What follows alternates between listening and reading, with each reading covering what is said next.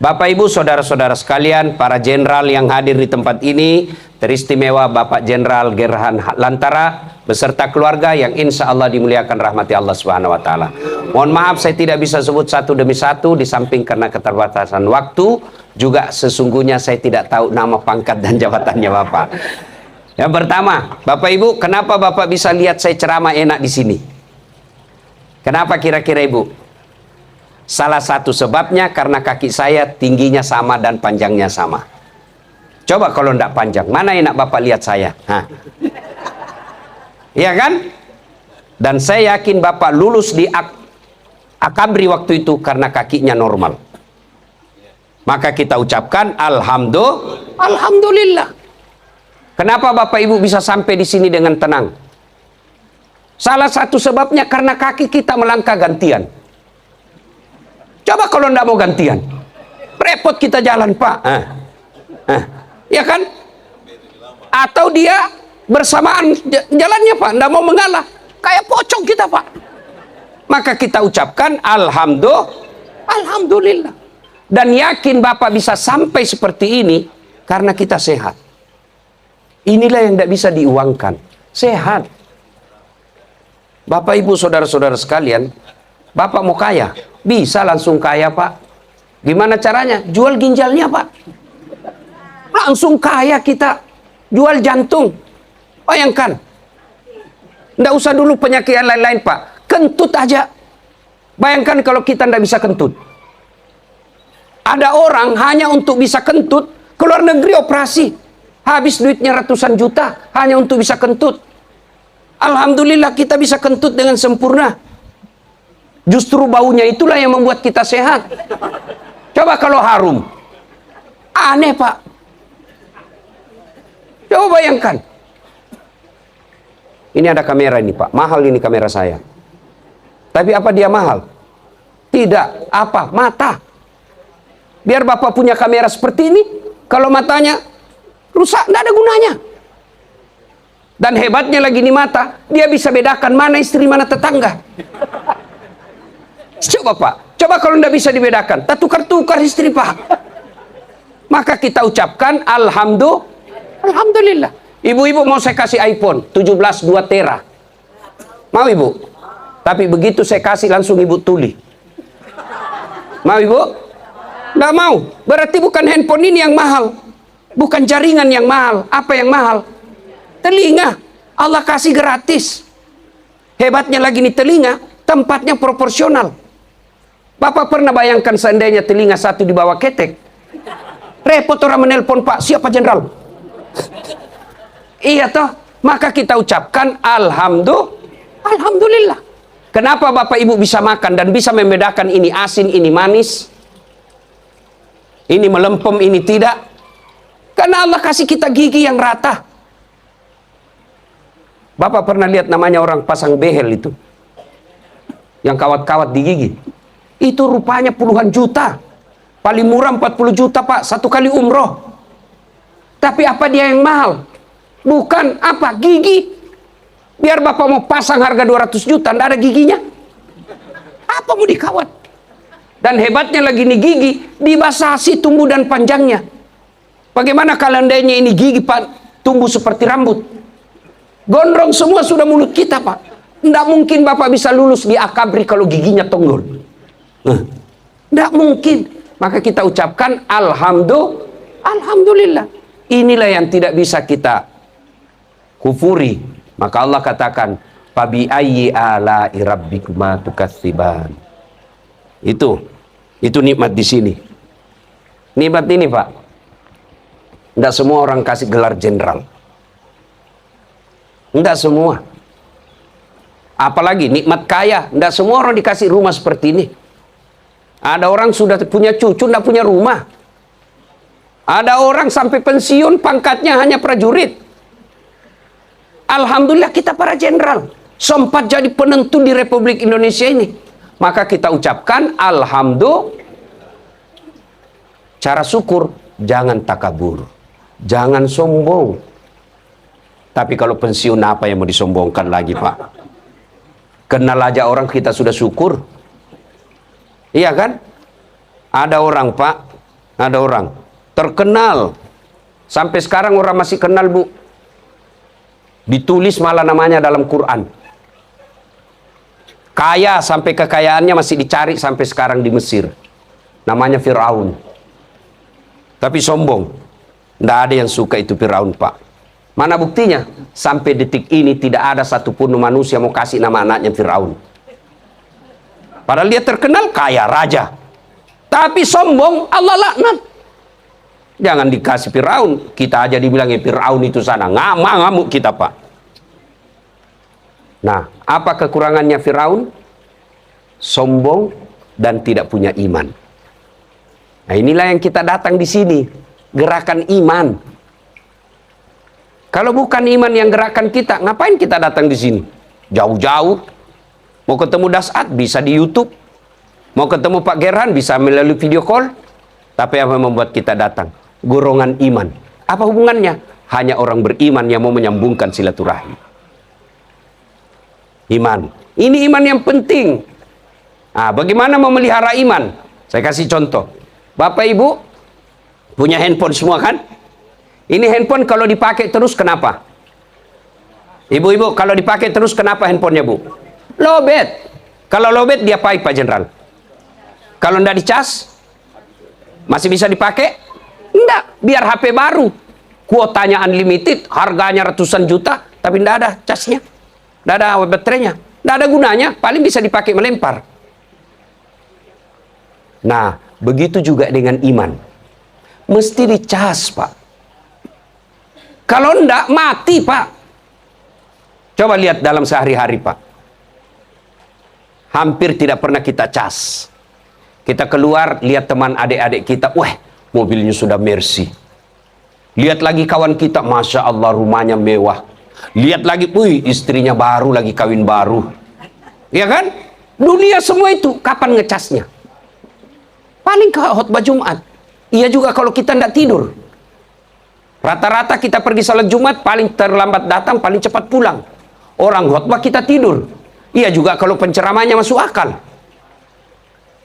Nah, inilah kita datang silaturahmi, ngecas iman. Dengar ceramah. Nah, gimana ngecas iman? Satu, dengar dakwah. Sekarang hanya orang buta hati yang tidak mau dengar ceramah, Pak. Semua ada. Semua ada. Zaman saya, Pak Jenderal semua kecil kan susah belajar agama, Pak. Mau masuk pondok, jauh lagi. Mau beli buku, belum tentu ada. Ada lagi bukunya, bahasa Arab, kitab kuning. Tidak tahu kita baca. Bisa lagi kita baca, belum tentu kita paham. Tapi sekarang, semua kitab sudah ada di buku handphone. Mau dengar ceramah, versi apa saja semua ada di YouTube.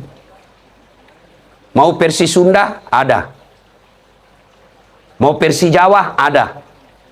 Mau versi Al-Quran, ayat ini, baris ini, halaman ini, nomor ini, ada. Mau versi Bugis, ada. Semua ada. Mau khusus fikih, ada. Mau khusus bahas poligami, ada. Mau bahas tentang semua ada. Hanya orang malas yang tidak mau belajar agama sekarang. Maka dakwah. Yang kedua, setelah dengar dakwah, apalagi cara mengecas iman, amal soleh. Iman ini tidak bisa cuma didengar, tapi diamalkan. Bagaimana cara mengamalkan? Saya kasih oleh-oleh sebagai penghormatan saya sama para jenderal. Oleh-oleh bawa pulang ini, Pak. Satu, biasakan ada wudhu. Kemana-mana ada wudhu. Gampang.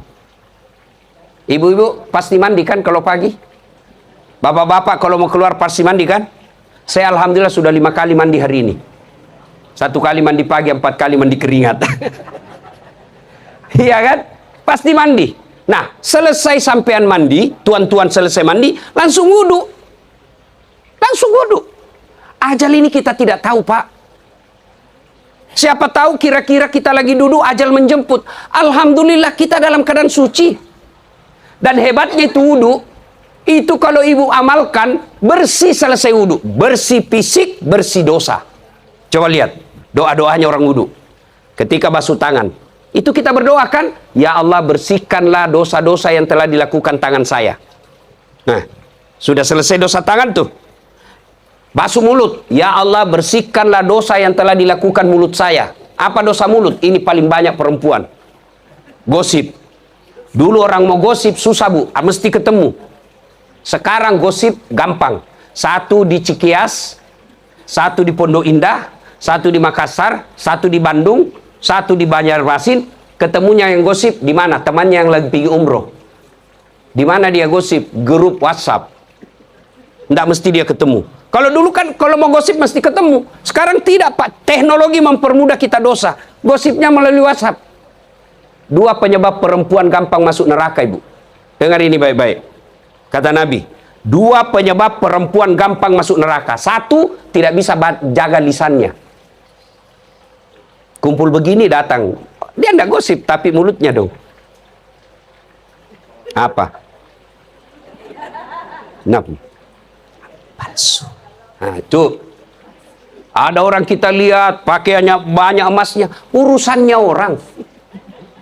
Kita mau urusin semua. Memang ibu diminta duitnya beli emas. Lu udah mau apa aja, nggak usah kita gosipin. Benar itu Ustaz. Kenapa benar? Justru benarnya namanya gibah. Kalau salah namanya fitnah. Nggak ada jalan cerita dalam Islam, nggak boleh cerita jeleknya orang. Berapa banyak orang nanti di akhirat bangkrut, habis amal-amalnya. Kenapa? Karena gibah.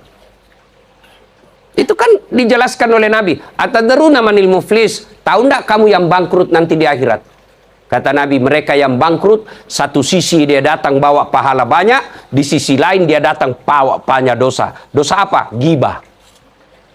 Tetangga datang, ya Allah ini sholatku. Datang tetangganya dulu. Saya tetangga dulu itu, saya pernah difitnah, katanya itu mobilku hasil korupsi. Nggak mungkin saya bisa beli seperti itu. Dia lupa, dia bisa beli mobil itu, dia jual warisannya orang tuanya di kampung. Gara-gara fitnahnya saya dipecat. Yang tadinya jenderal menjadi staf ahli yang tidak ada stafnya. Dan saya minta keadilan. Allah katakan ya sudah, ambil sholatnya itu 20 tahun. Habis sholatnya gara-gara fitnah. Yang kedua, penyebab perempuan masuk neraka. Tidak pandai mensyukuri suami. Lawan suami. Dengar ibu-ibu. Jangan marah ibu ya. Biar ibu marah, tidak apa-apa. Yang penting saya sudah mau pulang juga nanti. Boleh marah sama suami? Boleh. Tapi yang dilarang menghina. Saya kecewa bang, saya ikutin kamu, ternyata kok begini. Itu marah, boleh. Tapi kalau menghina, memaki, itu kata Nabi, andai saja boleh manusia sujud sama manusia, saya wajibkan itu perempuan sujud sama suaminya. Kenapa? Karena dosanya istri ditanggung suami. Maksudnya apa? Kalau ada istri tidak sholat, tidak puasa, tidak haji padahal sudah mampu, tidak bayar zakat, nanti suaminya ditanya, mana ini suaminya ini? Baik dulu waktu dia sama orang tuanya, kok setelah menikah hancur begini akhlaknya? Ku anfusakum wa ahlikum nara. Maka itu perempuan tidak boleh lawan suami. Saya yakin ini ibu-ibu baik semua. Ibu-ibu Persit itu orang baik semua. Alhamdulillah ya. Nah, ibu-ibu hedon itu yang banyak begitu. Nah, sudah ya. Biasakan wudhu. Apa keutamaan orang wudhu? Satu, orang yang selalu ada wudhunya dicintai Allah. Dengar firman Allah. Innallaha yuhibbut tawwabina wa yuhibbul mutatakhirin. Dicintai oleh Allah. Coba, dicintai saja sama Prabowo sudah senang kita Pak. Ya kan? Apalagi dicintai Allah. Kalau mau dicintai Allah gampang bu. Tidak perlu ke tanah suci. Biasakan selalu ada wudhu. Dua, orang yang selalu ada wudhunya, insya Allah terpelihara dari dosa dan maksiat. Kok bisa? Coba lihat Pak. Saya enggak tahu kalau Bapak. Saya kalau ada wudhu, enggak mau saya jabat tangan sama perempuan. Kenapa? Saya ada wudhu. Tapi kalau tidak ada wudhu, saya yang nyosor. Orang yang ada wudhunya, suami istri aja, aja, engkau jenekku. Begitu Bapak saya. Jangan, ada wudhu saya. Padahal istrinya tuh. Jadi orang yang selalu ada wudhunya terpelihara dari dosa. Yang ketiga, orang yang selalu ada wudhunya, nanti di padang mahsyar bercahaya wajahnya. Simahum fi wujuhihim min asaris sujud, kata Allah. Mereka nanti di akhirat bercahaya wajahnya akibat wudhu. Yang keempat, orang yang selalu ada wudhunya karena dicintai Allah, apa saja dia minta pasti dikasih. Bapak-bapak nih, berapa banyak kita ngutang gara-gara minta istri. Ya toh? Kenapa dikasih istri? Karena dicinta. Berapa banyak orang korupsi gara-gara sayang sama anaknya. Dia penuhi kebutuhan anaknya. Karena cinta. Orang kalau cinta, maka dia minta dikasih. Kalaupun tidak dikasih, pasti itu tidak baik. Saya sejak tahu ini ilmu, sejak SMP saya, sampai sekarang. Setiap saya keluar, pasti ada wudhu. Loh, kalau gitu semua keinginan Ustadz, Allah kabulkan. Iya. Yang dikabulkan, yang Allah tahu mana yang terbaik. Saya minta, tidak dikasih, berarti bukan itu yang terbaik. Mana buktinya? Tamat SMA kan saya daftar Rakabri, Pak. Itu Jalan Garuda, Kesdam waktu itu. Saya daftar, tes fisik, nggak lulus. Kenapa? Ceper. Maka saya sakit hati lihat kalau ada tentara pendek. Kok dia bisa lolos, saya kok nggak bisa. Iya toh? Ternyata Allah tahu. Nggak cocok kok jadi tentara, Ustadz. Kok jadi ulama saja. Nggak cocok kok jadi tentara dasar. Temanku yang lulus waktu itu, sekarang dia polisi di Polda Sulbar, AKBP, 2 bunga, Letkol. Pakai baret merah karena dia reserse. Saya Allah kasih jadi ulama, pakai baret putih. Alhamdulillah dengan baret putih yang saya pakai, Pak, mulai baret hitam sampai baret merah saya ceramai semua. Allah kasih yang terbaik.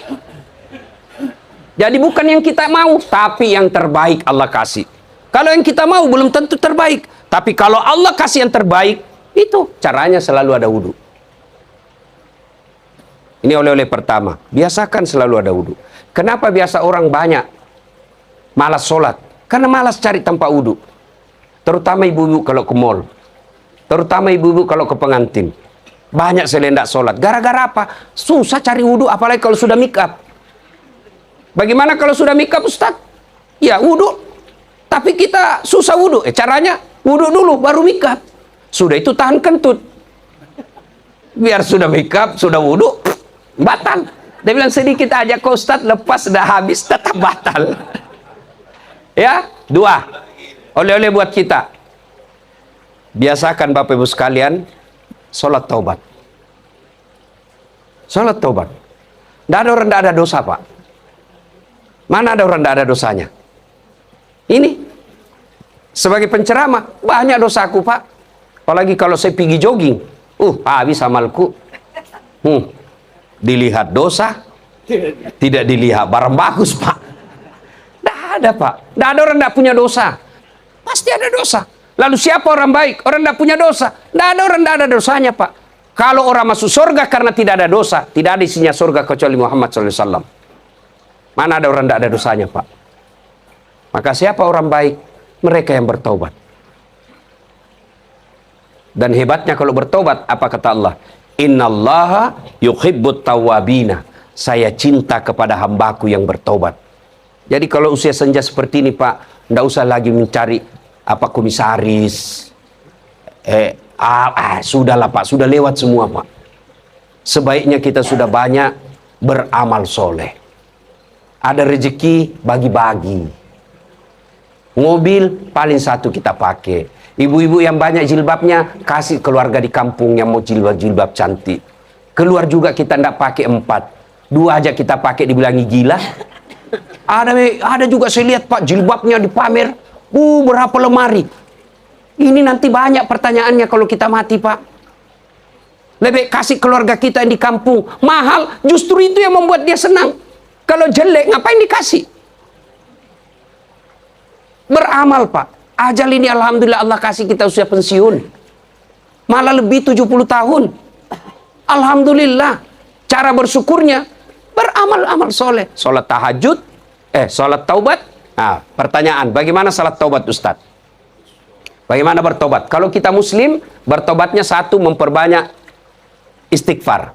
Astaghfirullahaladzim azim wa atubu ilaihi la ilaha illa anta subhanaka inni kuntu minadz zalimin. Tidak hafal itu, Ustaz, terlalu panjang. Kan la ilaha, tiada Tuhan illa kecuali engkau. Subhanaka, maha suci engkau Allah. Ini sesungguhnya saya kuntum menzolimi diri saya sendiri. Jadi kalau Bapak berdosa, bukan Allah yang rugi. Kalau Bapak beramal, bukan Allah yang untung. Siapa? Kita. Maka saya sampaikan kepada keluarga saya, istri saya terutama, saya bilang gini. Sejak saya menikah, ini pegang. Siapa berbuat baik, dia dapat pahala. Siapa tidak berbuat, nol. Tidak dapat dosa, tidak dapat amal. Siapa berbuat salah, dia dapat hukumannya. Jadi kalau berdosa, Allah tidak rugi. Kalau beramal, Allah tidak untung. Untuk apa? Untuk kita. Karena ada dosa, maka kita istighfar. Astaghfirullahaladzim wa atubu ilaihi la ilaha illa anta subhanaka inni kuntu minadz zalimin. Maka sebaiknya, maafkan saya Pak, jangan tersinggung. Selesai jam-jam 5:30, ke masjidlah kita berjamaah. Ajak cucu, ajak anak kita berjamaah. Bapak, Ibu, mau tahu masa depan kita dikubur? Lihat anak-anak kita sekarang. Ada orang Pak hebat di kantor. Turun dari mobil dibukakan. Dipegangkan HP-nya. Mau pidato dibawakan belum anunya Pak. Konsepnya. Bukan juga dia yang bikin. Dibikinkan. Tinggal dibaca Pak. Itu pun masih banyak yang salah-salah. Enak Pak. Tapi apa? Di rumahnya dimaki-maki sama anaknya. Tidak ada gunanya orang hebat seperti itu. Tidak ada gunanya. Kalau bapak lihat cucu masih pegang Quran, alhamdulillah Bu. Tidak usah cemas.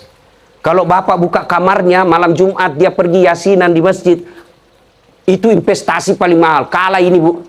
Ini ditinggal semua ini. Pangkat jabatan bapak meninggal paling salpo. Tung, tung. 17 bapak pikir malaikat mundur.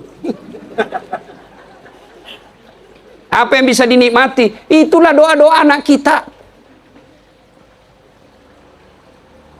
Ada kawan saya kaya Pak. Terpandang karena dia bangsawan. Sulawesi Selatan. Ditempeleng sama cucunya. Marah dia ngamuk sama anaknya. Itulah karena kau terlalu manja itu anakmu. Dia ludahi kakeknya lalu ditempeleng.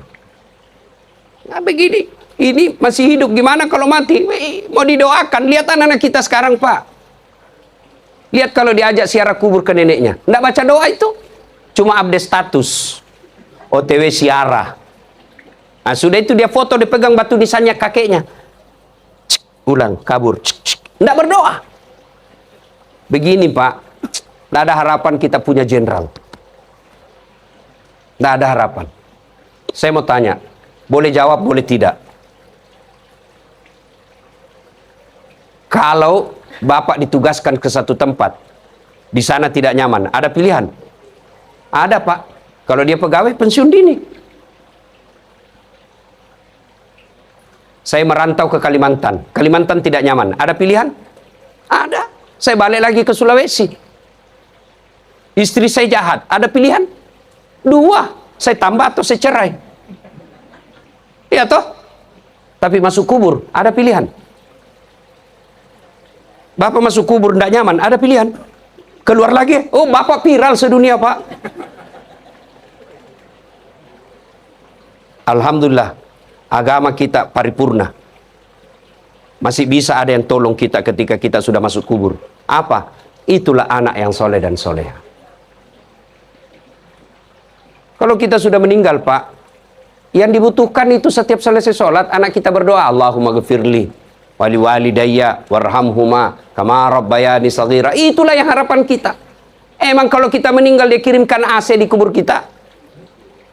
Emang kalau kita meninggal dia masukkan berlian ke kubur kita? Enggak Pak. Yang kita harapkan doanya ketika dia ingat kita. Nah ini koreksi buat kita. Kembali, ajarkan agama ke anak, cucu kita. Kewajiban kita menasihati. Soal dia amalkan atau tidak bukan urusan. Tidak ada kewajiban manusia memberi hidayah. Kewajiban kita nasihati. Sampai kapan nasihati? Sampai mati. Tidak boleh setelah menikah kita lepas tangan. Tidak. Coba lihat Nabi Nuh. Anaknya sudah timbul tenggelam, sudah mau mati. Naik ke perahu nak, naik ke perahu. Pesan agamanya, sampai mau mati anak kita masih wajib nasihati. Soal diamalkan bukan nanti di akhirat. Kenapa anakmu begitu? Saya sudah nasihati ya Allah. Yang biarkan kita tidak dinasihati. Kita bangga kalau anak kita pandai bahasa Inggris. Apa hebatnya kalau anak pandai bahasa Inggris? Banyak yang begitu. Memang banyak Ustadz, banyak. Coba lihat ke Inggris Pak. Wah, anak-anak di sana bahasa Inggris semua Pak. Memangnya kalau anak kita pandai bahasa Inggris dia berdoa pakai bahasa Inggris? Oh my God, please help me my mother. Enggak, pasti bahasa Indrekan juga.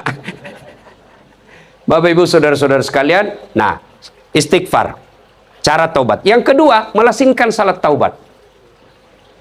Jadi ibu-ibu sambil nunggu pergi ngantar cucu kan, sampai di sekolah belum pulang, mesti menunggu 20 menit. Sudah, pegang tasbih. Astagfirullah, astagfirullah, astagfirullah, astagfirullah, astagfirullah. Bapak-bapak selain punya jam Rolex, mesti juga punya tasbih digital. Dan enak itu kan ada tasbih digital sekarang, bisa di setting. Nah, 1 hari istighfar 1000 kali. Target itu. Masa kita jogging bisa target sekian kilo 1 hari? Istighfar tidak mampu kita target. 2, cara bertobat. Malah sih niatnya witir, duha niatnya duha. Kalau tobat, niatnya tobat. Bagaimana niatnya Ustaz? Niat itu tidak harus dilafazkan. Hanya ulama Melayu yang mengejarkan itu usalli. Ulama Timur Tengah itu tidak ada ulama Arab. Coba Bapak kalau pi umroh, kan Bapak semua sering ke umroh kan? Coba lihat itu orang Arab kalau masuk masjid, jalan. Allahu Akbar. Tidak ada space kan? Langsung Allahu Akbar. Kalau kita kan lama. Lagi loading dia. Sholli, kalau mau diucapkan boleh seperti ini. Sholli sunnatal taubat. Rakaataini lillahi ta'ala. Bahasa Indonesia, saya niat salat taubat 2 rakaat, sunnah hukumnya bagi saya lillahi ta'ala. Itu pun Bapak tidak tahu, ambil praktis. Berdiri tegak menghadap kiblat. Tuhan salat taubat ya. Allahu Akbar. Boleh. 2 rakaat berikutnya ulang lagi. Tuhan masih seperti yang tadi. Allahu Akbar. Ya sudah. Kapan tobatnya? Sujud terakhir. Adukan. Nah, itu kalau kepada Allah. Kalau kepada manusia syaratnya mendani nambah. Minta maaf sama yang bersangkutan. Ada dulu prajurit pernah kita sakiti. Bapak mesti telepon minta maaf. Lebih baik Bapak raja malu, nanggung malu di dunia daripada berperkara di akhirat. Apalagi kalau kita mutasi tanpa persoalan yang jelas, hanya karena like and tidak like, suka dan tidak suka, minta maaf Pak. Berat nanti tanggung jawabnya di akhirat. Itu biasa kalau saya lihat pejabat-pejabat yang korup, saya bilang kok bisa lolos di dunia, di akhirat kok ndak bakal lolos. Itu kalau misalnya ngambil tanah rakyat, waduh, kata Nabi, jangan 1 jengkal aja kau ambil tanah rakyat, 7 petaka langit kau tanggung nanti di akhirat. 7 petaka langit itu sampai sekarang ulama belum tafsirkan apa, yang jelas berat. Jadi minta maaf itu termasuk bapak-bapak karena pernah mengkhianati istri, minta maaf, syaratnya harus sebut. Maafkan saya Bu, apa judulnya Pak? Nanti kau ngamuk lagi. Enggak, maafkan saya, kenapa? Waktu saya tugas dulu di timur, saya hilap Bu. Ada dulu perempuan mirip betul sama kau Bu. Maafkan saya hilap Bu. Kata ibunya, enggak apa-apa Pak, karena kau waktu hilap saya juga hilap. Ya. Nah, yang berikutnya syarat kalau tobat berkaitan barang mesti dikembalikan.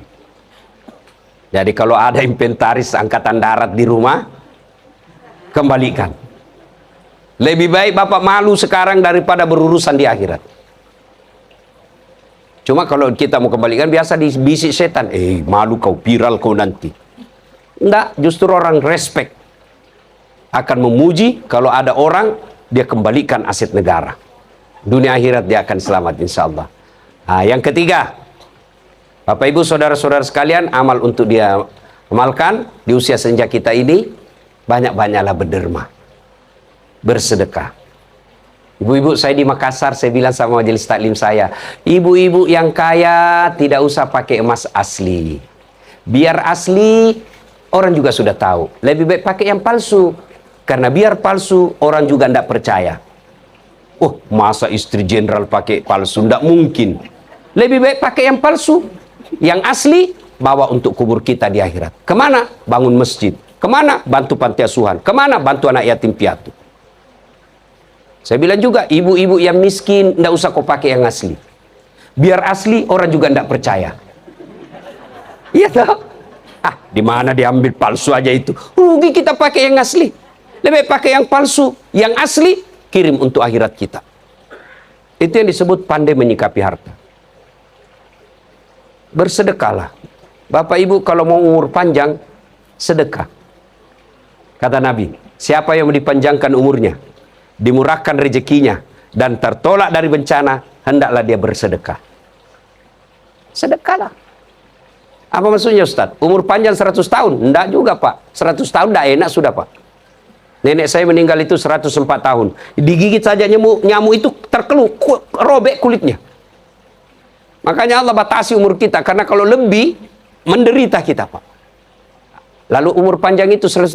Tidak. Umur panjang adalah meskipun dia sudah di dalam kubur, orang masih mengingatnya. Singgah dulu nih. Baik dulu waktu hidup ini Bapak, selalu kirim kita jenderal ini, kirim kita jalan kote. Kirimi. Sudah meninggal 5 tahun, orang masih ingat, baca Fatihah, itulah umur panjang. Tapi kalau kita pelit Pak, jangankan mati, masih hidup, orang tidak mau doakan kita. Kalaupun didoakan yang sial, lewat mobil kita tabrakan. Untung siapa suruh pelit sekali tuh orang. Saya mau tanya ibu-ibu, senang menantu yang pelit atau dermawan? Dermawan. Senang tetangga yang pelit atau dermawan? Dermawan. Senang keluarga yang pelit atau dermawan? Tuh, enggak ada orang suka orang pelit, Pak. Bahkan orang pelit sekalipun tidak suka sama orang pelit. Enggak usah ke rumahnya, pelit. Bah, dia juga pelit, Pak. Berdermalah. Dan tidak ada orang bangkrut gara-gara dermawan. Di Sulawesi Selatan, mungkin Bapak semua kenal almarhum Haji Kalla, yang kemudian melahirkan Yusuf Kalla. Kemudian Bosowa Group, Aksa Mahmud. Kemudian kalau tentara, Andi Sose. Beliau itu Andi Sose membangun 156 masjid di Sulawesi Selatan. Pantas waktu beliau masih hidup, tidak pernah kita dengar masuk ICU.